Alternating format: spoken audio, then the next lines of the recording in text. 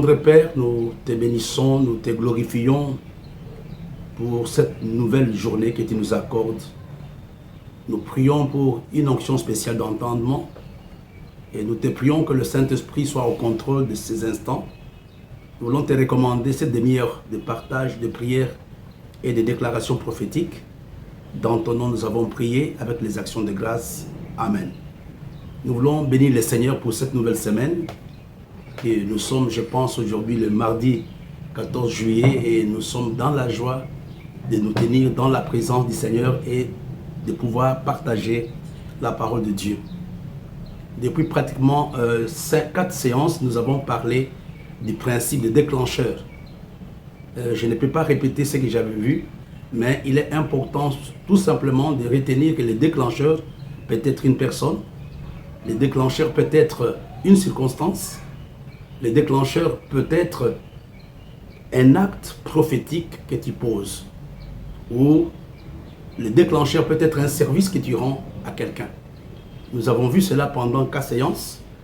Nous avons parlé de la dernière séance, nous avons parlé de l'amitié qui existait entre Jonathan et David.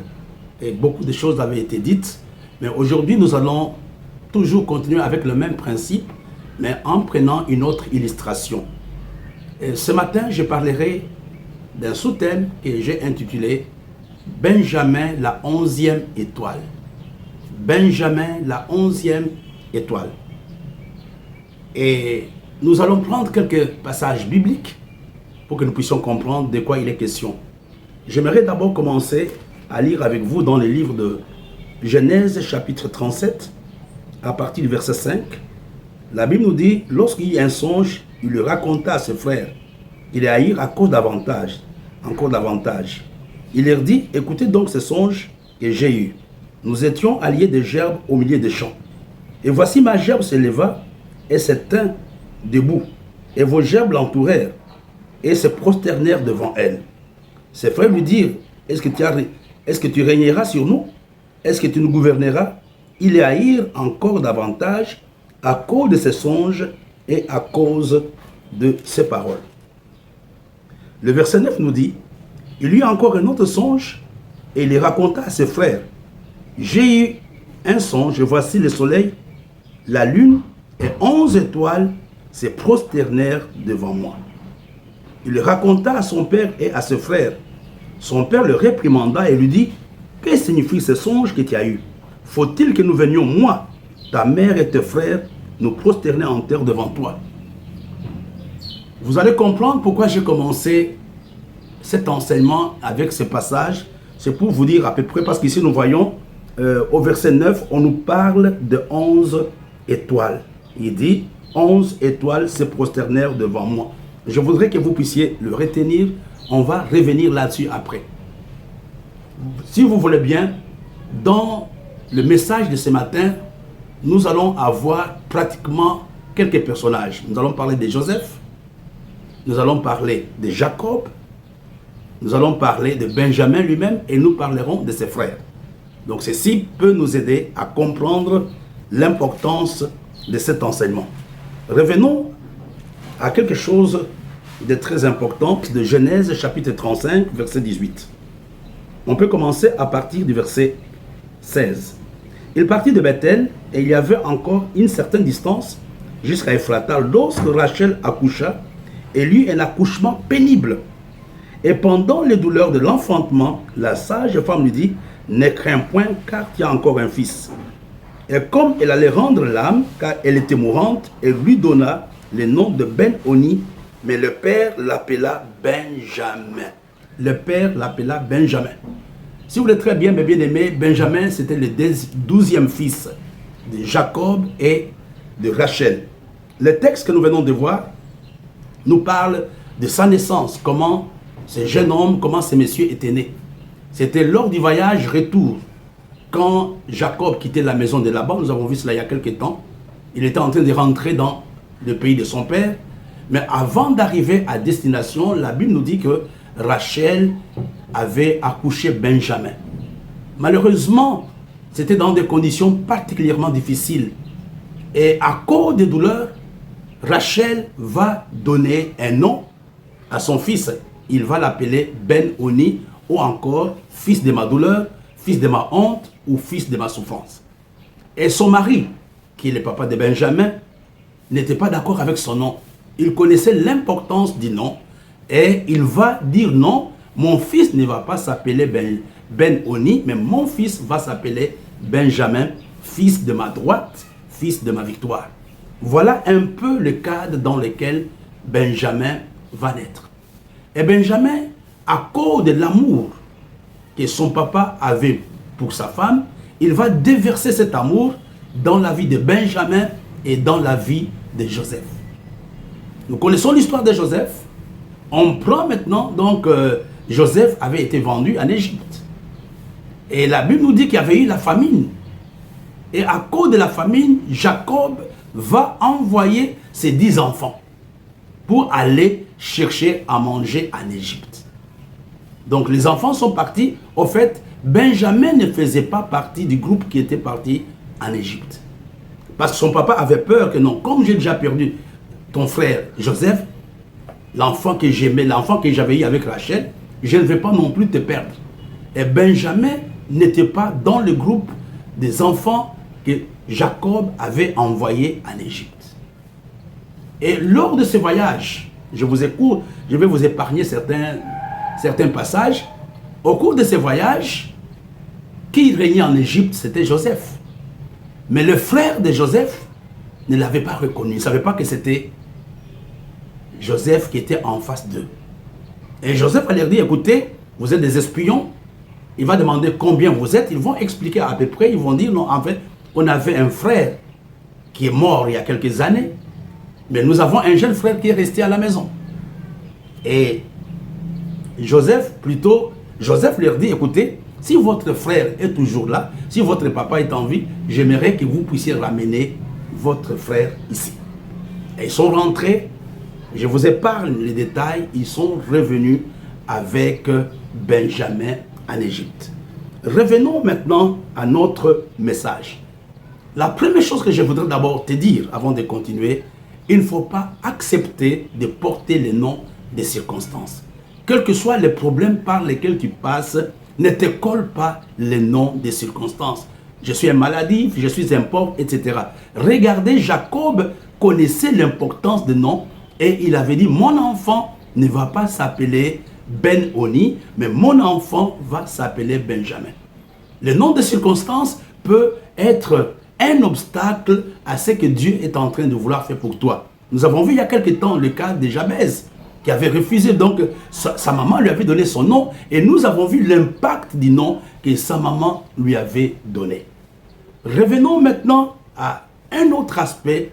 Vous allez me dire, mais pasteur, dis-nous alors, pourquoi tu parles de Benjamin? Il y a un texte qui est très important. Quand les enfants de Jacob, le frère de Benjamin, le frère de Joseph, sont arrivés en Égypte, Joseph les avait plus ou moins ignorés. Joseph les avait reconnus. Il savait que c'était ses frères, mais ses frères ne les avaient pas du tout, ne l'avaient pas reconnus. Ses frères ne l'ont pas reconnu. Et qu'est-ce qui va se passer? Il va dire, revenez d'abord avec votre frère. Alors, il y a un texte que j'aimerais vous montrer. Dans le livre de Genèse, au chapitre 43, verset 16, la Bible nous dit, suivez-moi très bien. Dès que Joseph vit avec eux Benjamin, il dit à son intendant, fais entrer ces gens dans la maison, tu et apprête, car ces gens mangeront avec moi à midi. Il y a encore un autre verset, le verset 24. La Bible nous dit, cet homme les fit entrer dans la maison de Joseph. Il leur donna de l'eau et ils se lavèrent le pied. Il donna aussi du fourrage à leur âne. Écoutez-moi, lors du premier voyage, les enfants de Jacob, le frère de Joseph, n'ont pas été acceptés, si vous voulez bien, n'avaient jamais été dans la maison de Joseph. Mais la Bible nous dit qu'à cause, quand Joseph voit ses frères avec Benjamin, qu'est-ce qui s'était passé? Il les a accueillis dans sa maison. Si Benjamin n'était pas avec eux, ces gens ne mangeraient jamais avec Joseph. Et tu comprends, c'est ça la grâce que Dieu t'a faite. Tu as besoin d'avoir un Benjamin. Un Benjamin, c'est quelqu'un qui t'ouvre les portes. C'est un déclencheur. C'est grâce à la présence de Benjamin que ces 10 frères vont pouvoir entrer dans la maison de Joseph.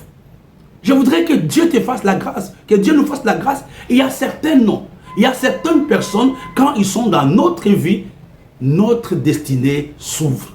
Il y a des gens, il suffit que tu présentes simplement une carte. Je suis l'enfant de tel, je suis l'ami de tel, j'ai telle relation, les choses commencent à s'ouvrir pour toi. C'est à cause de Benjamin, quand Benjamin était parti avec ses frères, Joseph avait ouvert la porte. Joseph a dit, écoutez, aujourd'hui, nous allons manger ensemble. J'aimerais que Dieu te fasse la grâce d'avoir un Benjamin, d'avoir quelqu'un qui t'amène là où ce n'était pas possible d'y entrer tout seul. C'est à cause de Benjamin que les 10 frères ont pu manger avec Joseph dans sa maison. C'est ma prière pour toi. C'est ma prière vraiment pour quelqu'un ce matin. La première chose, j'aimerais que tu refuses les noms des circonstances. Peu importe les choses par lesquelles tu passes, ce n'est pas ça ton nom. Il faut te donner un nom positif. Ce n'est pas ça ton nom. Refuse d'avoir des noms de circonstances. Le nom a un impact sur ta destinée. Et la deuxième chose, ce matin, j'aimerais que Dieu te fasse la grâce d'avoir un Benjamin, d'avoir une personne qui peut ouvrir pour toi des portes. C'est comme un peu une clé passe-partout. Il y a certains noms, il y a certaines relations. Quand nous les avons, même si on n'est pas important, les choses s'ouvrent pour nous. J'ai parlé il y a quelques temps. Regardez, mes bien-aimés, quand le roi Joram avait eu des problèmes, il a poursuivi le roi de Moab. Mais quand ils sont partis voir le prophète Élisée, qu'est-ce que le prophète Élisée leur avait dit? Si tu n'étais pas avec Josaphat, je ne ferai même pas attention à ta prière. Je ne ferai même pas attention à ta personne. Ce matin, tu as besoin d'avoir un Benjamin dans ta vie. Quelqu'un qui t'introduit, quelqu'un qui ouvre pour toi une porte. C'est à cause de Benjamin que Joseph va accueillir ses frères. Que Joseph va dire à ses frères, entrez et venez manger avec moi. Premièrement, le Benjamin, c'est quelqu'un, c'est un déclencheur. C'est quelqu'un à cause de sa présence. Ouvre pour toi la porte. À cause de sa présence, tu peux atteindre une nouvelle dimension dans ta vie ou dans le ministère. Mais une autre chose que j'aimerais vous montrer, parce que c'est vraiment ça le but que je suis en train de poursuivre. Regardons ensemble dans le livre de Genèse au chapitre 43, verset 26. Suivez-moi très bien, mes bien-aimés. Quand Joseph fut arrivé à la maison, ses frères lui offrirent le présent qu'ils avaient apporté, et la Bible nous dit, ils se prosternèrent en terre devant lui. Il y a un autre verset, c'est dans le livre de Genèse chapitre 44, verset 14. Judas et ses frères arrivèrent à la maison de Joseph, où il était encore, ils se prosternèrent en terre devant lui. Écoutez-moi bien.